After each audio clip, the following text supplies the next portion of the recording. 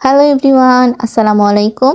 আজকে একটি recipe share করার জন্য চলে এসেছি। আর আজকে শেয়ার করব ডাটা দিয়ে আলু দিয়ে তেলাপিয়া মাছ রান্না করব, সেটা আপনাদের সাথে শেয়ার করছি। আর এভাবে রান্না করলে খেতে কিন্তু অনেকটা মজা হয়।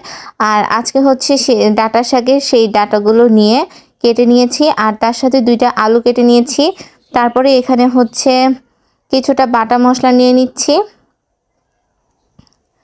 এইখানে হচ্ছে জিরা বাটা নিব, আর তার সাথে হচ্ছে পেঁয়াজ আর রসুন একসাথে বেটে নিয়েছি, আর এর সাথে হচ্ছে কাঁচামরিচ বেটে নিয়েছি। আর এগুলো সবগুলো ব্যবহার করব না, অল্প অল্প করে ব্যবহার করব। আর তারপরে এখানে হচ্ছে 2টা পেঁয়াজ কুচি করে নিয়েছি।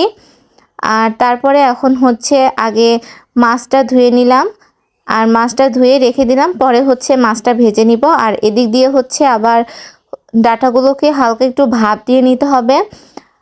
এর জন্য হচ্ছে কড়াইয়ে প্রথমে পরিমাণ মতন পানি দিয়ে দিচ্ছি।